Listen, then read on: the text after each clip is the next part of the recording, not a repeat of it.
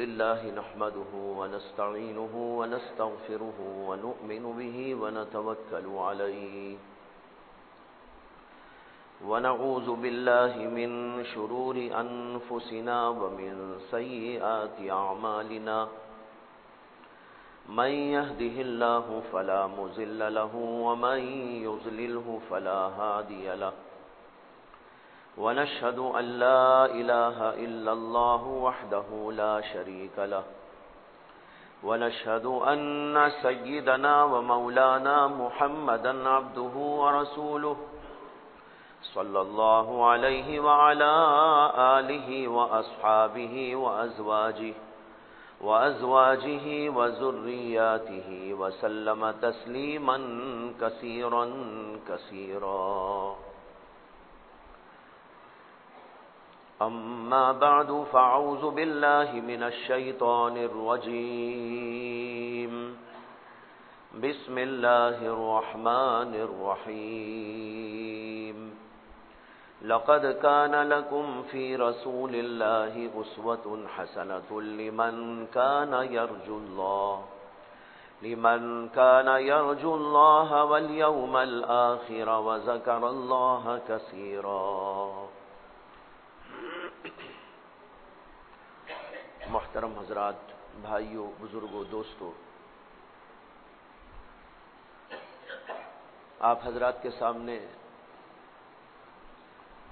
کئی جمعہ سے نبی اکرم صلی اللہ علیہ وسلم کی سیرت طیبہ کے کچھ گوشے بیان کیے جا رہے تھے. بیچ میں کچھ طبیعت کی ناسازی اور بعض سفروں کی وجہ سے سلسلہ منقطع ہوا تھا. جو آخری بار اس سے پہلے سیرت طیبہ کے عنوان پر گفتگو ہوئی تھی، اس کے اندر رسول اکرم صلی اللہ علیہ وسلم کی ہجرت کا واقعہ شروع کیا گیا تھا، جو تاریخ اسلام کا بہت ہی اہم اور نہایت ہی قابل عبرت واقعہ ہے. اس واقعے کے سلسلے میں یہ باتیں آپ کے سامنے ذکر کی گئی تھی کہ رسول اللہ صلی اللہ علیہ وسلم پر جب مکہ مکرمہ میں حالات ناسازگار ہونے لگے تھے، بلکہ شروع ہی سے ناسازگار تھے، لیکن اس کے باوجود اللہ کے نبی علیہ السلام برابر اللہ کے دین کی اشاعت میں اللہ کے دین کو پہنچانے میں لگے ہوئے تھے، یہاں تک کہ وہ دن بھی آیا کہ اللہ کے نبی علیہ السلام کو مکے والوں سے مایوس ہو کر طائف کو جانا پڑا.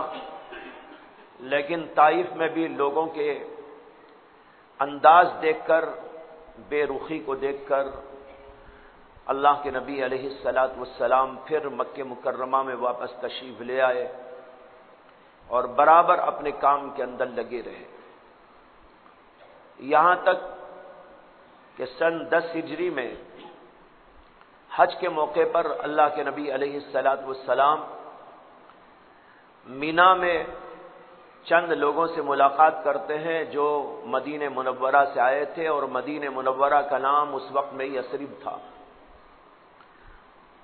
وہ کل 6 آدمی تھے. اللہ کے نبی نے ان کو دین کی دعوت دی، اور اس کا پس منظر بہت تفصیل کے ساتھ آپ کو سنایا جا چکا ہے کہ یہ مدینے کے رہنے والے لوگ انصاری لوگ تھے، اور ان کو رسول اکرم صلی اللہ علیہ وسلم کے بارے میں پہلے ہی معلوم تھا کہ آخری زمانے کے پیغمبر آنے والے ہیں، اور یہودیوں سے انہوں نے سن رکھا تھا. ان لوگوں کے سامنے جب اللہ کے نبی علیہ السلام نے یہ بات پیش کی تو فوراً انہوں نے اسلام قبول کر لیا. پھر دوسرا سال جب ہوا تو ان لوگوں کی محنت کے نتیجے میں 12 افراد مکہ المکرمہ حج کرنے کے لیے مدینے سے آئے، اور دوسرے سال اللہ کے نبی علیہ السلام نے پھر ان سے وہیں پر ملاقات کی، اور پھر ان کو بھی دین کے اندر داخل فرمایا، اور پھر ان کو جب بھیج دیا تو ان کی محنت کے نتیجے میں پھر تیسرے سال حج کے موقع پر 72 افراد یا بعض روایتوں کے مطابق 70 افراد مدینہ طیبہ کے تشریف لائے اور ان حضرات نے ایمان قبول کیا۔ لمبی چوڑی گفتگو ہوئی اور اس گفتگو کے درمیان میں مدینے سے آنے والے ان حضرات نے رسول اللہ صلی اللہ علیہ وسلم کو دعوت دی کہ آپ ہمارے ہاں تشریف لے آئے، ہم جان سے، مال سے اور ہر طرح آپ کے لیے قربانیاں دیں گے، آپ کے دین کو ہم اپنے ملک کے اندر رائج کریں گے، دین کی حفاظت اور آپ کی حفاظت، مسلمانوں کی حفاظت کریں گے۔ اس لیے آپ جب مکہ مکرمہ آپ کے لیے سازگار نہیں ہے تو آپ مدینہ تشریف لے آئے۔ اللہ کے نبی علیہ الصلوۃ والسلام نے فرمایا کہ میں آنے کے لیے تیار ہوں، لیکن اللہ کے حکم کا انتظار ہے، جب اللہ کا حکم ہوگا تو میں تمہارے یہاں آ جاؤں گا۔ پھر اس کے بعد حضرت عباس بھی وہاں موجود تھے جو اس وقت تک ایمان بھی نہیں لائے تھے، لیکن ساتھ میں تھے اللہ کے نبی علیہ الصلوۃ والسلام کے۔ انہوں نے کہا کہ دیکھو تم لوگ محمد کو وہاں بلا رہے ہو صلی اللہ علیہ وسلم، اب تو وہ ہمارے درمیان میں ہیں، یہاں ان کو کوئی تکلیف پہنچتی ہے تو ہم خاندان والے ان کی حفاظت کرتے ہیں، اگر یہاں سے چلے گئے تمہارے پاس اور وہاں ان کو کوئی گزند و تکلیف پہنچی تو یہ بات اچھی نہیں ہوگی، اس لیے ذرا سوچ لینا، سمجھ لینا، پھر دعوت دینا۔ ان لوگوں نے کہا کہ نہیں، ہم ہر طرح کی قربانی پیش کریں گے اور ان کی حفاظت کریں گے اور آنے والے مسلمانوں کی بھی حفاظت کریں گے۔ پھر انہوں نے کہا کہ اگر آپ ہمارے ہاں تشریف لے آئیں اور ہم نے آپ کے دین کی جان سے، مال سے ہر طرح خدمت کرے تو ہمیں اے اللہ کے نبی کیا ملے گا؟ اللہ کے نبی صلی اللہ علیہ وسلم نے فرمایا کہ تم کو جنت ملے گی۔ پھر انہوں نے کہا کہ اے اللہ کے نبی آپ بتائیے کہیں ایسا تو نہیں کہ آج آپ کے لیے مکہ ناسازگار ہے، یہاں کے حالات ناسازگار ہیں، ہم آپ کو دعوت دے رہے ہیں آپ ہمارے ہاں تشریف لے آئیں، اگر آپ ہمارے ہاں آ جائیں گے اور پھر کبھی مکے کے حالات آپ کے لیے اچھے ہو گئے تو آپ کہیں ہم کو چھوڑ کے واپس تو نہیں آ جائیں گے؟ یہ سوال کیا ان لوگوں نے۔ اللہ کے نبی علیہ الصلوۃ والسلام نے اس کے جواب کے اندر فرمایا کہ نہیں، جب میں تمہارے ہاں آ جاؤں گا تو میرا مرنا بھی تمہارے اندر، میرا جینا بھی تمہارے اندر ہوگا، میں پھر کبھی لوٹ کر یہاں نہیں آؤں گا تو پھر تمہارے ہی پاس آؤں گا۔ یہ ساری باتیں ہوئی اور مدینہ طیبہ کے ان لوگوں کے لیے اللہ کے نبی علیہ الصلوۃ والسلام نے 12 لوگوں کو منتخب کیا نگران کے طور پر کہ وہ دین کی ان لوگوں کی نگرانی کریں گے اور ان کے اندر تعلیم کا، تعلم کا، دعوت کا، تبلیغ کا سلسلہ جاری کریں گے اور پورے علاقے میں گھر گھر کے اندر مدینے میں دین کی دعوت پہنچانے کا کام کریں گے۔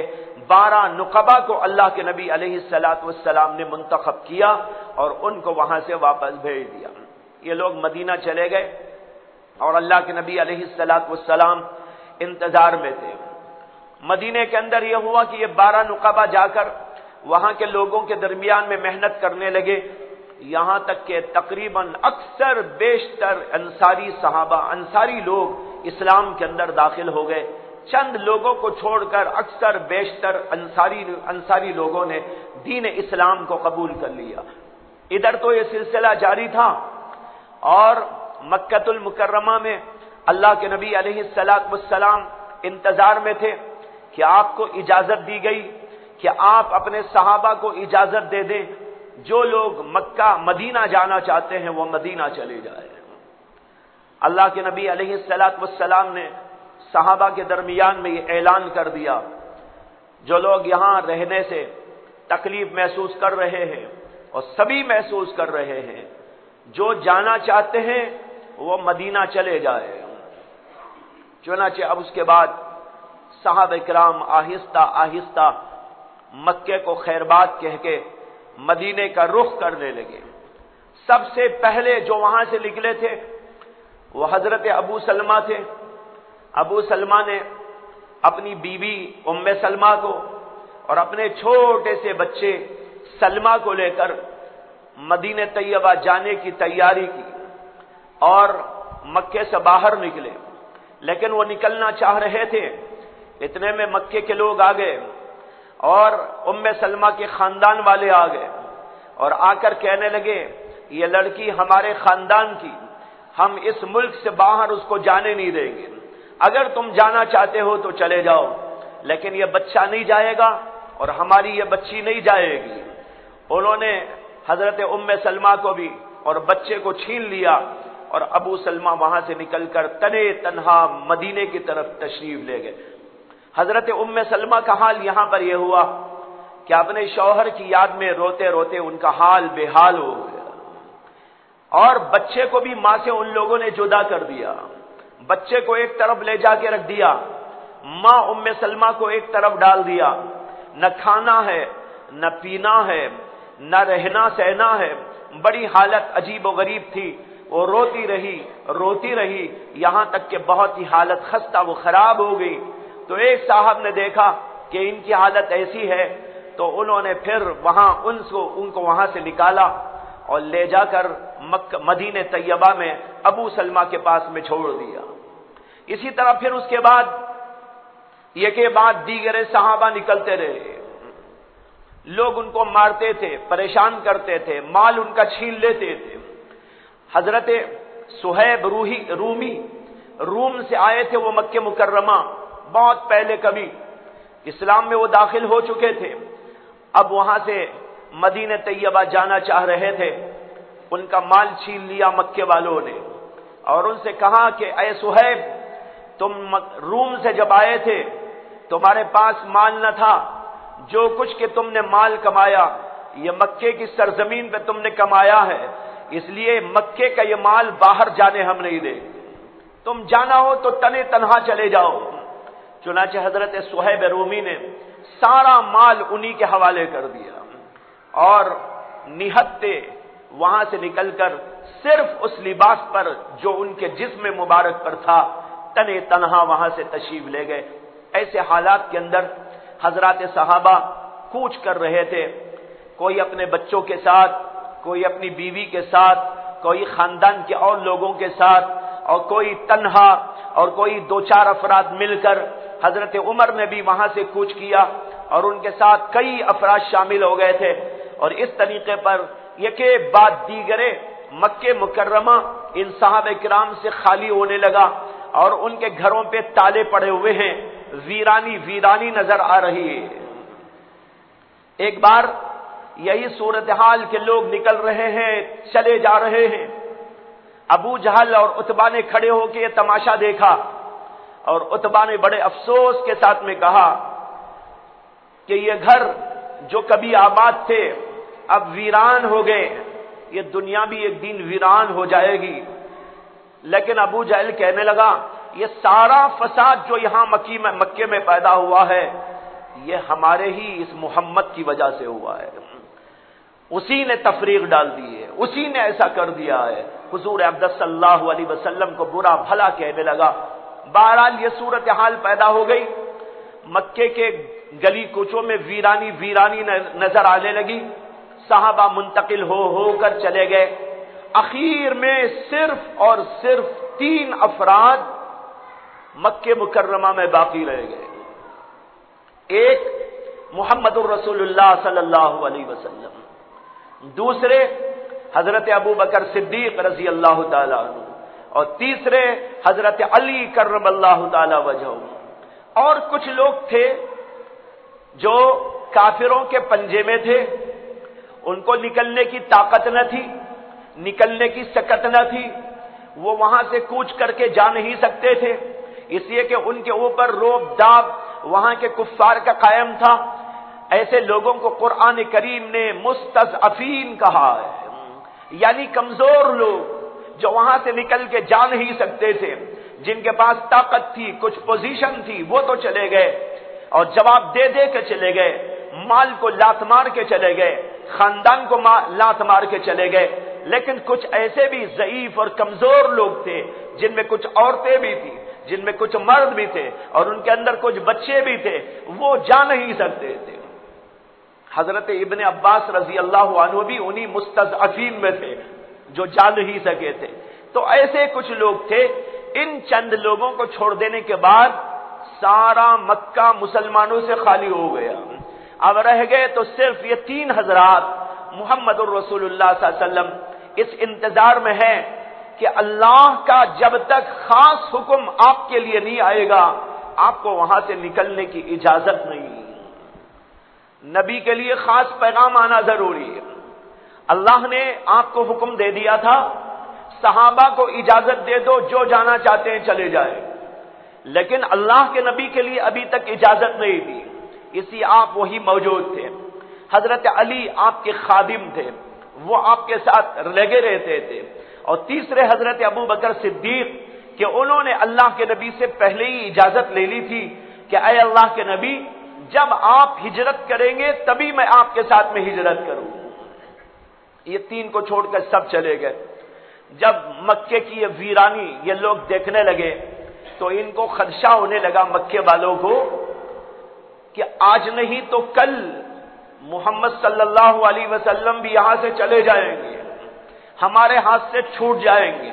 اس لیے ان کا تو کچھ نہ کچھ فیصلہ ہم لوگوں کو لینا چاہیے. اس لیے انہوں نے اب میٹنگیں بٹھانی شروع کر ڈالی. چنانچہ ایک دفعہ دار الندوہ نامی ایک مکان میں جو مشورے ہی کے لیے بنایا گیا تھا، دار المشورہ تھا وہ، جہاں یہ کافر لوگ اپنے معاملات میں مشورہ کرنے کے لیے بیٹھا کرتے تھے. اور یہ بنایا تھا گھر قصی ابن کلاب نے بہت پہلے، یعنی حضور اقدس صلی اللہ علیہ وسلم کے دنیا میں تشریف لانے سے پہلے ہی بنا ہوا تھا. یہ کافر لوگ اپنے خصوصی مشورے وہاں پر کیا کرتے تھے. آج اسی گھر کے اندر پھر جمع ہو گئے سارے جتنے گرو گھنٹال تھے اور ان کے سردار کہلاتے تھے، یا کوئی پوزیشن ان کو تھی، یا مکہ مکرمہ کی کوئی ذمہ داری ان کے سپرد تھی. ایسے سارے لوگ وہاں پر جمع ہو گئے. ان میں ابو جہل بھی تھا، عتبہ بھی تھا، شیبہ بھی تھا، اور بھی بہت سارے لوگ تھے. یہ سارے لوگ اس لیے جمع ہو گئے کہ اب کوئی نہ کوئی فیصلہ کن موڈ پہ ہم لوگوں کو آنا ہے اور فیصلہ کر دینا ہے. چنانچہ مشورے میں جمع ہو گئے. جب جمع ہو کر یہ لوگ مشورہ شروع کرنا چاہ رہے تھے تو دروازے پہ ایک بوڑھے کو دیکھا کہ وہ آ کے کھڑا ہوا ہے اور کہتا ہے مجھے بھی آنے کی اجازت ہے. لوگوں نے کہا بھائی تم کون ہو؟ کہا کہ میں نجد کا رہنے والا ایک ضعیف اور کمزور ہوں، میں نے سنا تمہارا مشورہ ہونے والا ہے اس لیے آ گیا ہوں تاکہ تم کو کوئی مشورہ اچھا میری طرف سے ہو سکتا ہے تو وہ میں دے دوں. لوگوں نے کہا بھائی تجربے کار بڈھا معلوم ہوتا ہے، آ جائے یہ بھی. چنانچہ اس کو بھی اندر آنے کی اجازت دے دی گئی. وہ اصل میں شیطان تھا. شیطان ایک بوڑھے کی شکل میں آیا اور اجازت لیا. انہوں نے اجازت دے دی، وہ بھی اندر آ کے بیٹھ گیا مشورے میں. اب مشورہ شروع ہوا اور کہا کہ دیکھو محمد صلی اللہ علیہ وسلم کا معاملہ ایسا ہے کہ ان کے تمام ساتھی یہاں سے کوچ کر کے چلے گئے اور اب اندیشہ یہ ہے کہ یہ بھی آج نہیں تو کل کبھی چلے جائیں گے، اور جب یہ چلے جائیں گے تو ہمارے ہاتھ سے نکل جائیں گے. اس لیے کوئی نہ کوئی بات ایسی کرنی چاہیے آج جو فیصلہ کن ہو. اس لیے اپنا اپنا مشورہ پیش کرو کہ کیا کرنا چاہیے.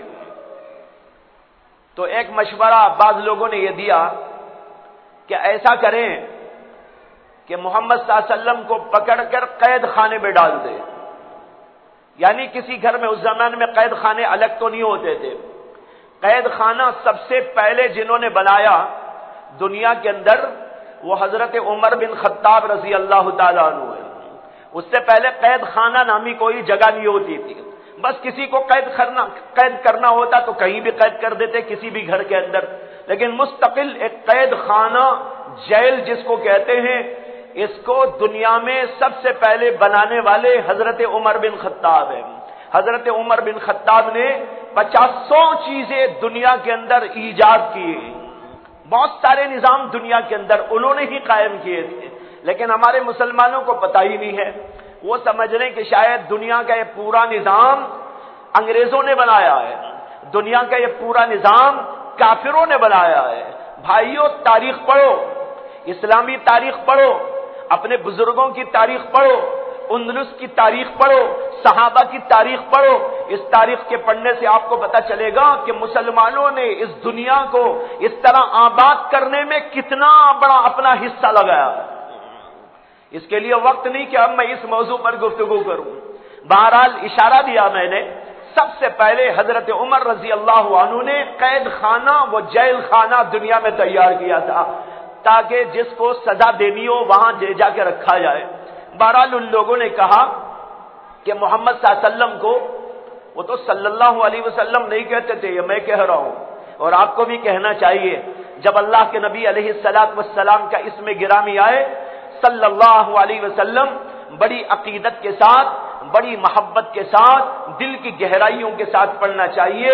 حدیث میں آتا ہے کہ فرمایا اللہ کے نبی علیہ الصلوۃ والسلام نے کہ جو آدمی میرے اوپر ایک دفعہ درود بھیجتا ہے اللہ اس کے اوپر 10 دفعہ رحمتیں نازل فرماتے ہیں۔ تو بہرحال انہوں نے کہا کہ قید خانے میں ڈال دو۔ وہ جو بڈھا بیٹھا ہوا تھا نا، وہ کہنے لگا ارے یہ تو بڑا غلط مشورہ ہے، بڑا غلط مشورہ ہے، اس لیے کہ ان کو قید خانے میں ڈال دو گے تو بنی عبد مناف ہمارے اوپر چڑھائی کریں گے اور ان کے جو اصحاب ہیں وہ بھی ہمارے اوپر چڑھائی کریں گے اور کسی نہ کسی طریقے پر قید خانے سے ان کو نکالنے میں کامیاب ہو جائیں گے، تو پھر وہ نکل کے چلے جائیں گے، تو تمہارا کیا فائدہ ہے؟ لوگوں نے کہا ہاں یہ تو صحیح نہیں ہوگا۔ پھر کسی نے مشورہ دیا کہ ایسا کرتے ہیں کہ ان کو قتل کر دیں گے۔ وہ بڈھا کہنے لگا کہ اگر قتل کرو گے تو اس کا بھی نتیجہ بڑا خراب ہے، اس لیے کہ تم قتل کرنے کے لیے کسی کو مقرر کرو گے، وہ قتل کر ڈالے گا تو بنی عبد مناف اور ان کے جو اصحاب ہیں وہ دیت کا اور قصاص کا مطالبہ کریں گے، یعنی کہیں گے کہ اس کو ہم قتل کریں گے جس نے قتل کیا، تو پھر یہ بھی مسئلہ ٹیڑھا ہوگا۔ تو ابو جہل کہنے لگا کہ میرا ایک مشورہ ہے۔ کیا مشورہ ہے؟ کہنے لگا کہ یہاں جتنے بھی خاندان کے لوگ ہیں، عرب میں خاندان بہت ہوتے تھے، جتنے بھی خاندان کے لوگ یہاں موجود ہیں، قبیلے والے موجود ہیں، ان میں سے ہر قبیلے سے ایک ایک دو جوانوں کو مقرر کر دیا جائے اور وہ محمد صلی اللہ علیہ وسلم کے گھر کا محاصرہ کر لے۔ جب وہ رات میں اپنے گھر چلے جائیں محاصرہ کر لے، اور جب وہ صبح نماز کے لیے نکلے یا کسی وقت نکلے تو سب مل کے ایک دم ان کے اوپر حملہ کر ڈالے۔ جب سب مل کے حملہ کریں گے تو ہم سے کوئی پوچھنے والا نہ ہوگا، ایک آدمی کرے گا، 2 آدمی کرے گا تو وہاں تو پوچھنے کے لیے لوگ آئیں گے، سب مل کے حملہ کریں گے تو اس سے پر جو ہے کوئی مطالبہ نہیں ہوگا۔ وہ بڈھا کہنے لگا ھذا ھو الرائے، یہ ہے رائے، یہ بڑی بہترین رائے ہے۔ اب اس کے بعد طے ہو گیا اور یہ بھی طے ہو گیا آج ہی کی رات یہ معاملہ کرنا ہے۔ جس دن مشورہ ہو رہا ہے اسی دن وہ یہ بھی طے کر کے اٹھ رہے ہیں کہ آج ہی رات یہ سب کچھ کرنا ہے۔ لہذا جمع کیا گیا لوگوں کو اور نوجوانوں کو تیار کیا گیا ہتھیار کے ساتھ، اور وہ سب کے سب محمد صلی اللہ علیہ وسلم کے گھر کا محاصرہ کریں گے، اور جب بھی وہ صبح میں نکلیں گے تو ان کے اوپر ایک بارگی سب کے سب حملہ کر دیں گے اور قصہ ختم ہو جائے گا اور یہ سارا مسئلہ ختم ہوگا، ان کا دین ختم ہو جائے گا، اور ان کے لوگ جو یہاں سے چلے گئے جب وہ یہ صورتحال دیکھیں گے تو چند دن تک واویلا کریں گے، پھر خاموش ہو جائیں گے۔ اس طریقے پر ان کا دین بھی مٹ جائے گا اور ان کے ماننے والے بھی ختم ہو جائے گا۔ یہ بڑا گہرا سوچا سمجھا ان سب لوگوں کا متفق علیہ ایک مشورہ تھا، اور اس کو طے کر کے انہوں نے وہاں سے اٹھا اور تیار کر دیا نوجوانوں کو۔ یہاں یہ سب کچھ ہو رہا تھا اور دوسری طرف حضرت جبریل امین علیہ الصلوۃ والسلام کو اللہ تبارک و تعالی نے بھیجا، جاؤ محمد صلی اللہ علیہ وسلم کو یہاں کی پوری خبر دے دو۔ اللہ کے نبی صلی اللہ علیہ وسلم تو بے خبر تھے یہاں کیا ہو رہا ہے، لیکن اللہ نے آپ کو اپنی وحی کے ذریعے سے اس پوری صورتحال پر مطلع کیا۔ وَإِذْ يَمْكُرُ بِكَ الَّذِينَ كَفَرُوا لِيُثْبِتُوكَ أَوْ يَقْتُلُوكَ أَوْ يُخْرِجُوكَ۔ وَيَمْكُرُونَ وَيَمْكُرُ اللَّهُ وَاللَّهُ خَيْرُ الْمَاكِرِينَ۔ اللہ تعالیٰ نے کہا کہ یہ لوگ جو کافر ہیں آپ کے خلاف سازش کر رہے ہیں۔ مکر کے معنی سازش، وَإِذْ يَمْكُرُ بِكَ الَّذِينَ كَفَرُوا، یہ کافر لوگ آپ کے خلاف سازش کر رہے ہیں۔ ان میں سے کوئی کہہ رہا ہے یثبتوک، قید خانے میں ڈال دو، کوئی کہہ رہا ہے یقتلوک کہ آپ کو قتل کر ڈالو، اور کوئی کہہ رہا ہے یخرجوک کہ ان کو جلا وطن کر ڈالو۔ اللہ تعالیٰ نے آگے کہا وَيَمْكُرُونَ وَيَمْكُرُ اللَّهُ، یہ لوگ آپ کے خلاف سازش کر رہے ہیں اور اللہ بھی آپ کے لیے تدبیر کر رہا ہے، اللہ آپ کو بچائے گا۔ یہ لوگ تو آپ کے ساتھ یہ کرنے کے لیے تیار، لیکن آپ کو گھبرانے کی کوئی ضرورت نہیں ہے، پریشان ہونے کی کوئی ضرورت نہیں ہے، اللہ آپ کے لیے تدبیر کر رہا ہے۔ واللہ خیر الماکرین، اور اللہ تمام کے تمام تدبیر کرنے والوں میں سب سے اچھا تدبیر کرنے والا ہے۔ اس سے بڑا کارساز کون؟ اگر مارنے والے چند تو اللہ تبارک و تعالی ان سب کا بادشاہ ہے، ان سب سے قوی تر ہے، ان سب سے عظیم تر ہے۔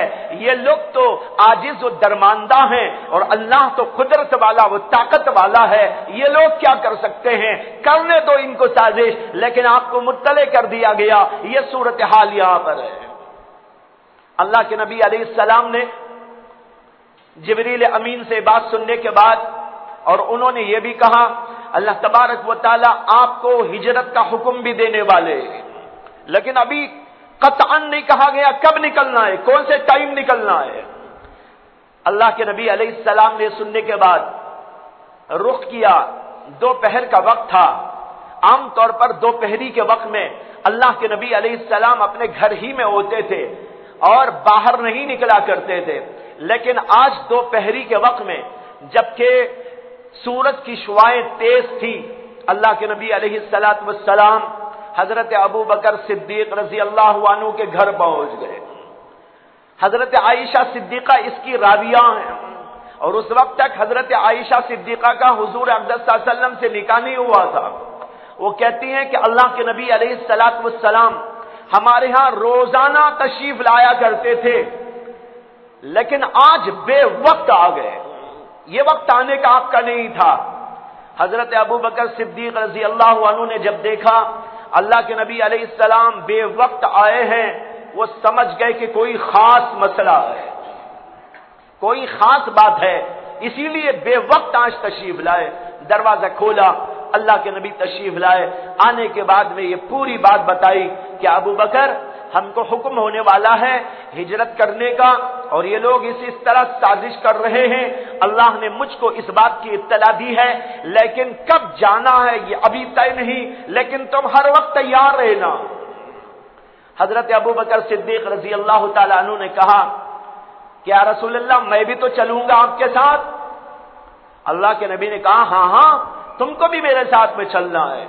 حضرت عائشہ کہتی ہیں کہ یہ سنتے ہی حضرت ابو بکر صدیق زار و قطار رونے لگے۔ حضرت عائشہ کہتی ہیں اس سے پہلے تو مجھے پتا نہیں تھا، آج پتا چلا کہ آدمی کو خوشی سے بھی رونا آتا ہے۔ حضرت عائشہ کہتی ہیں اب تک تو مجھے پتا نہ تھا، لیکن آج پتا چلا کہ خوشی سے بھی رونا آتا ہے۔ حضرت ابو بکر کو بے پناہ خوشی ہوئی ہے کہ اللہ کے نبی صلی اللہ علیہ وسلم نے مجھے اپنے ساتھ میں لیا ہے۔ چنانچہ اس کے بعد بات طے ہو گئی۔ حضرت ابو بکر صدیق نے کہا کہ میرے پاس 2 اونٹ موجود ہیں، ایک آپ لے لیں جو آپ کو پسند ہے، اور میں ایک لے لوں گا۔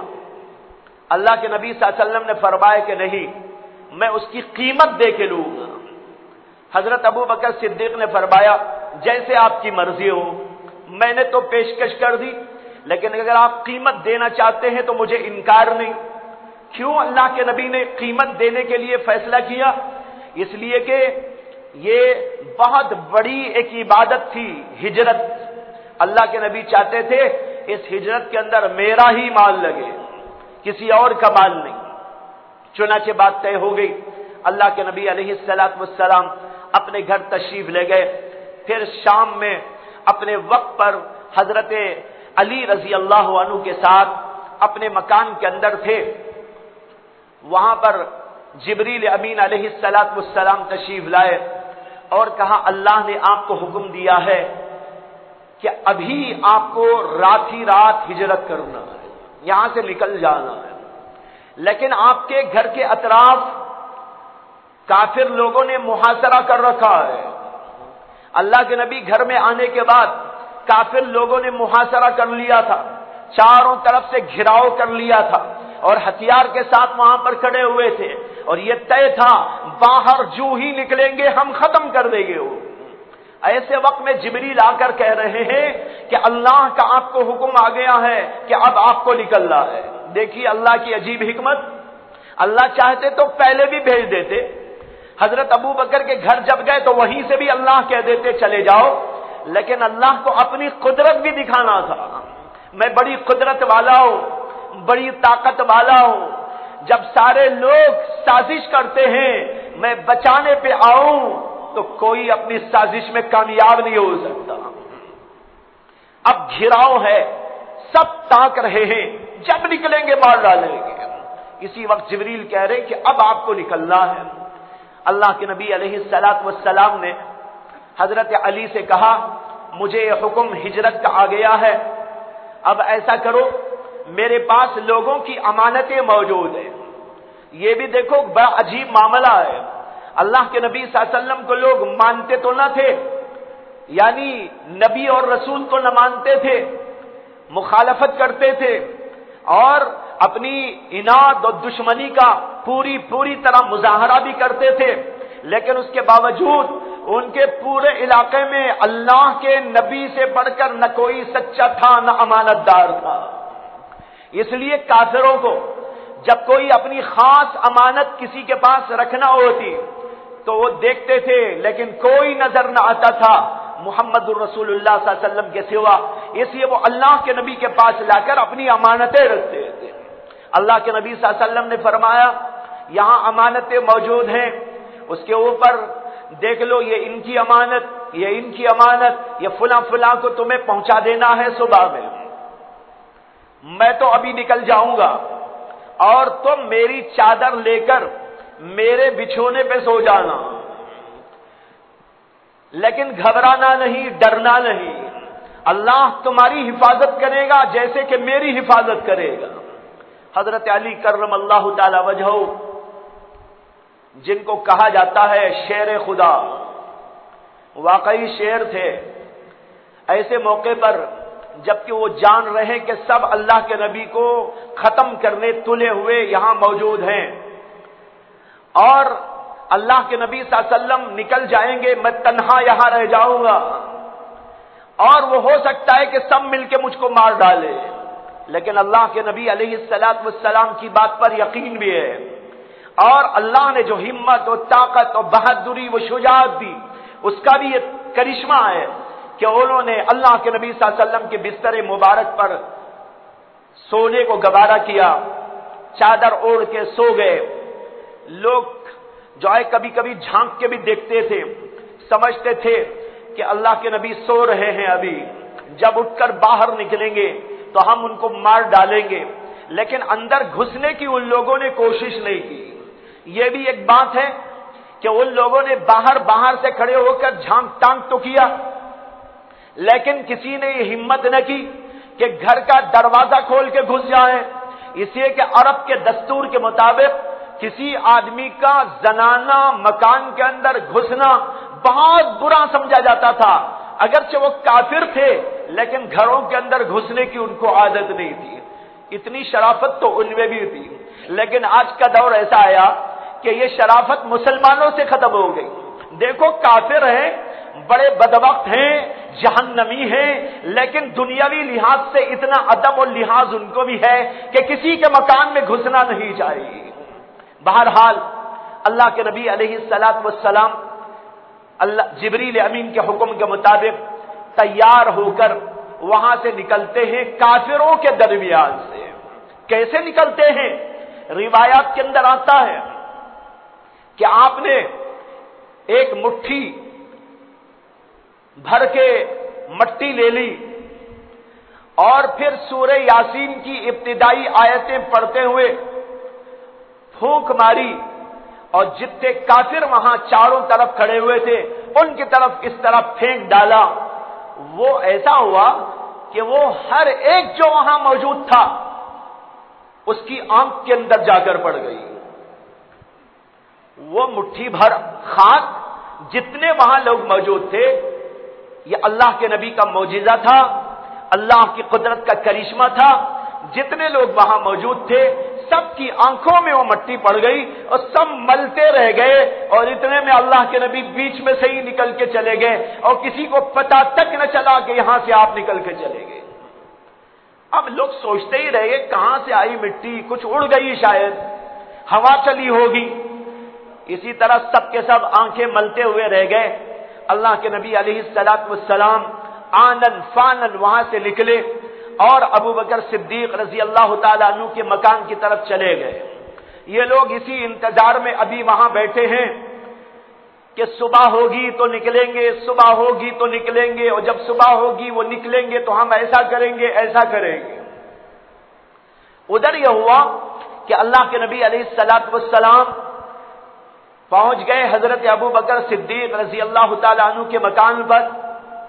وہ ویسے بھی تیار ہی تھے، پہلے ہی سے اونٹ بھی تیار کر دیے، ایک اونٹ اپنے لیے، ایک اونٹ اللہ کے نبی علیہ الصلوۃ والسلام کے لیے، اور ایک اپنے بیٹے کو تیار کیا جن کا نام تھا حضرت عبداللہ ابن ابو بکر رضی اللہ عنہ کے بیٹے، ان کا نام عبداللہ. ان کو تیار کیا کہ وہ دن بھر مکہ مکرمہ میں ادھر ادھر گشت کرتے رہیں گے، لوگوں کے درمیان چلتے پھرتے اٹھتے بیٹھتے لوگوں کی باتیں سنتے رہیں گے اور خبریں لا کر رات میں غار ہرا میں پہنچائیں، غار ثور میں پہنچائیں گے. غار ثور کو جانا طے ہو گیا کہ ابو بکر صدیق کے مکان سے نکل کر سب سے پہلے غار ثور جائیں گے، پھر وہاں 3 دن قیام ہوگا، 3 دن کے بعد وہاں سے نکل کر مدینۃ المنورہ جائیں گے. یوں طے ہوا تھا پروگرام.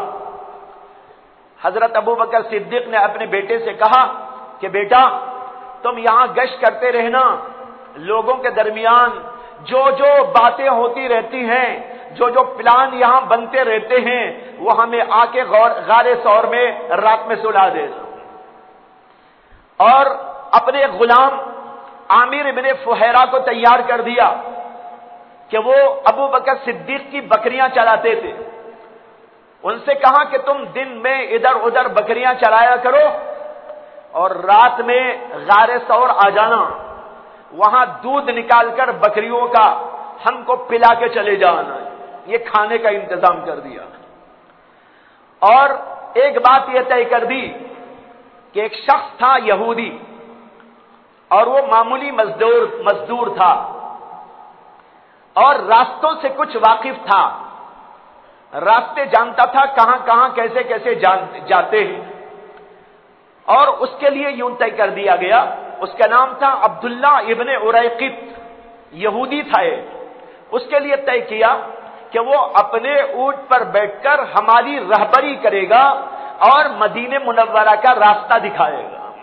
یہ ساری باتیں طے کر کے اللہ کے نبی علیہ السلام اور حضرت ابو بکر صدیق غار ثور تشریف لے گئے.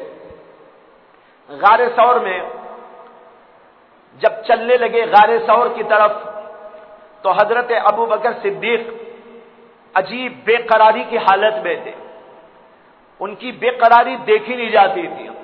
کبھی کبھی اللہ کے نبی کے سامنے چلنے لگتے اور اچانک پھر پیچھے آ جاتے، پھر 2 4 5 6 قدم پیچھے چلنے کے بعد پھر اچانک سامنے آ جاتے، سامنے چلتے رہتے پھر پیچھے آ جاتے. اللہ کے نبی علیہ الصلوۃ والسلام نے پوچھا ابو بکر کیا بات ہے کہ کبھی کبھی پیچھے چلتے ہو اور کبھی کبھی اچانک سامنے آ جاتے ہو اور سامنے چلنے لگتے ہو، کیا مقصد ہے؟ حضرت ابو بکر صدیق نے کہا یا رسول اللہ جب یہ خیال آتا ہے کہ کوئی دشمن سامنے سے آ سکتا ہے تو میں سامنے آ جاتا ہوں کہ آپ کو بچا دوں، اور کبھی جب یہ خیال آتا ہے کہ پیچھے سے کوئی حملہ کرنے کے لیے آ رہا ہوگا تو پھر میں پیچھے آ جاتا ہوں تاکہ آپ کی حفاظت کا فریضہ انجام دوں۔ اللہ کے نبی علیہ الصلوۃ والسلام نے ان کو دعائیں دی۔ اس کے بعد غار ثور پر پہنچے۔ غار ثور مدینے ہی میں ذرا فاصلے پر آبادی سے باہر ہے۔ وہاں پر پہنچ کر حضرت ابوبکر صدیق نے رسول اللہ صلی اللہ علیہ وسلم سے گزارش کی کہ اللہ کے نبی 2-4-5 منٹ ٹھہر جائیں، میں ذرا اندر جاؤں گا اور اس کی صفائی کر ڈالوں گا، پھر آپ اندر تشریف لے جائیں۔ اللہ کے نبی باہر کھڑے رہے اور ابوبکر صدیق اندر گئے اور کچھ کپڑے وپڑے جو اپنے ساتھ میں تھے اس کو لے کر غار حرا سے ساری دھول جو کچھ اس کے اندر غیر ضروری چیزیں تھی ان سب کو صاف کیا، اور پھر اللہ کے نبی علیہ الصلوۃ والسلام سے کہا یا رسول اللہ تشریف لائیے۔ اللہ کے نبی علیہ الصلوۃ والسلام اندر تشریف لے گئے، یہاں پر بیٹھ کر جو ہے باتیں کرتے اور پھر کبھی کبھی باہر بھی دیکھتے تھے غار ثور کے۔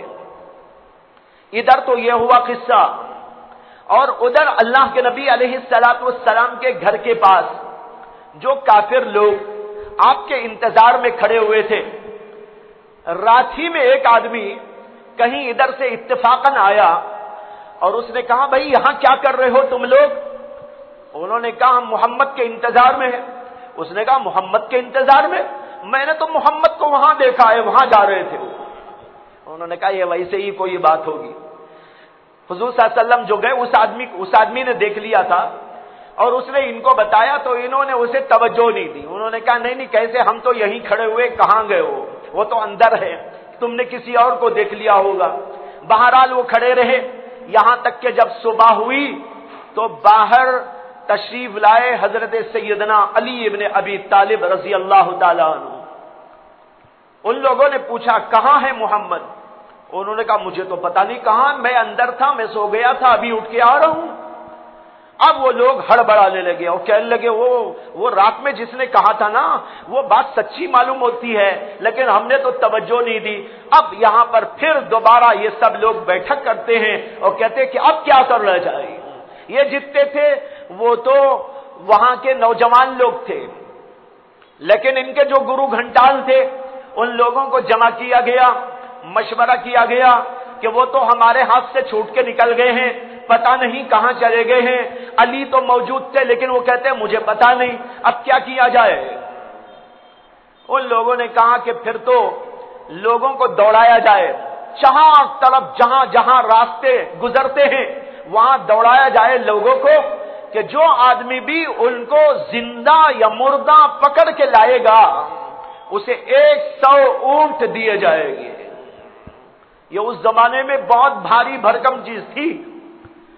100 اونٹ، سرخ اونٹ، عرب کے اندر سرخ اونٹ ہوتے تھے جو بڑے بھاری مانے جاتے تھے، بڑے قیمتی ہوا کرتے تھے۔ ان لوگوں نے اعلان کیا کہ لوگوں کو دوڑاؤ اور اعلان کرو کہ جو آدمی بھی ان کو لے آئے گا، چاہے وہ زندہ پکڑ کے لائے یا مار کے پکڑ کے لے آئے، اسے 100 اونٹ کا عظیم انعام دیا جائے۔ اس لالچ میں بہت سارے لوگ ادھر ادھر جانے لگے، کوئی ادھر گیا کوئی ادھر گیا، لیکن کسی کو کچھ پتا نہ چلا۔ لوگ واپس آتے رہے اور مایوس ہوتے رہے۔ یہ سلسلہ تو ادھر رہا اور 6 میں گویا ہو رہی تھی، اور ادھر اللہ کے نبی علیہ الصلوۃ والسلام غار ثور کے اندر حضرت ابوبکر صدیق کے ساتھ بیٹھے ہوئے تھے۔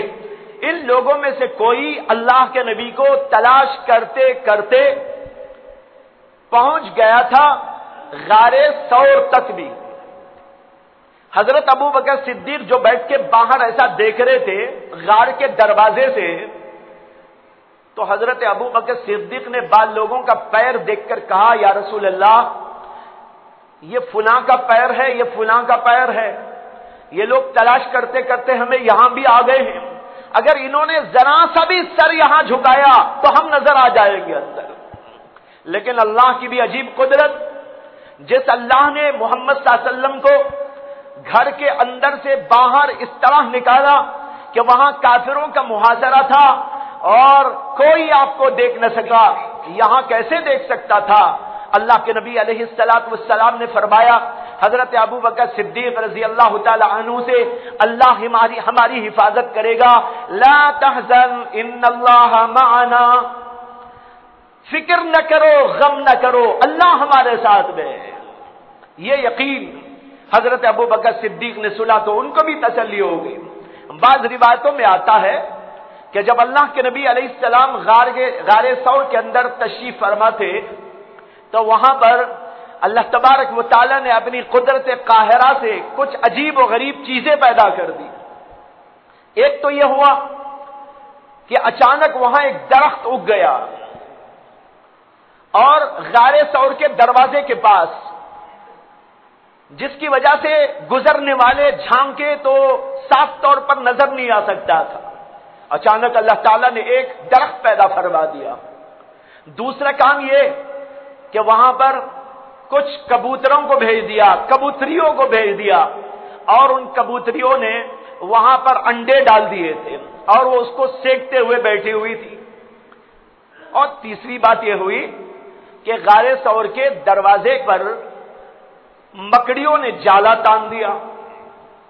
جب ان لوگوں نے آ کر ادھر ادھر دیکھا، اور آئے کیسا تھے، روایتوں میں آتا ہے کہ ان لوگوں نے ابو بکر صدیق کے گھر پر جا کر وہاں پہلے معلوم کیا کہ ابو بکر ہیں نہیں ہیں، کہاں گئے پتہ نہیں. اب انہوں نے دیکھا کہ قدم کے نشان نیچے نظر آ رہے ہیں. اب قدموں کے نشانوں کے بل وہ پہنچ گئے تھے غار ثور. اب ان کو اچھا نظر آ رہا تھا، ایک پیر ابو بکر کے ہیں، ایک پیر محمد صلی اللہ علیہ وسلم کے ہیں. انہی پیروں کو فالو کرتے کرتے کرتے غار ثور تک پہنچے. اب غار ثور پر پہنچے اور کہنے لگے یہاں تک تو ہم کو نشان مل گیا ہے، یہاں سے کہاں چلے گئے؟ غار ثور میں؟ انہوں نے کہا نہیں، غار ثور میں تو جا ہی نہیں سکتے، دیکھو جالا موجود ہے. اگر وہ اندر گھستے تو جالا ٹوٹ جاتا. جالا تو یوں ہی موجود ہے، اندر جانے والا جائے گا تو جالا کیسے رہے گا؟ اور دوسرے یہ ہے کہ یہاں پر کبوتر بیٹھے ہوئے ہیں اور اپنے انڈے سینک رہے ہیں. اگر کوئی یہاں سے گیا ہوتا تو ایک کبوتر اپنے انڈوں کو لے کے دوسری جگہ منتقل ہو جاتے، یہیں کیسے بیٹھے رہتے؟ معلوم ہوتا ہے نہیں یہاں اب اندر کون جائے گا، چلو یہاں. اللہ نے ایسی حفاظت کا سامان پیدا کر دیا. یہ راتیں 3 راتیں تھی جو حضرت سیدنا ابو بکر رضی اللہ عنہ نے حضور اقدس صلی اللہ علیہ وسلم کے ساتھ میں گزاری. 3 راتوں تک وہ قصہ چلتا رہا کہ حضرت عبداللہ بن ابی بکر آتے، خبریں سناتے رات میں، اور عامر بن فہیرہ بکریوں کو لا کر دودھ دوہتے اور پلا جاتے. اور پھر تیسرے دن وہاں سے سفر شروع ہوا اور پھر مدینہ پہنچے تھے. یہ سفر کے حالات آگے ہفتے میں انشاءاللہ سنانے کی کوشش کروں گا. اللہ تبارک و تعالی ہمیں بھی آپ کو یہ باتیں سن کر اس کے مطابق اپنے آپ کو رسول اللہ صلی اللہ علیہ وسلم کی محبت اور عشق میں لگے رہنے کی توفیق عطا فرمائے اور آپ کے مطابق زندگی کرنے کی توفیق عطا فرمائے. وآخر دعوانا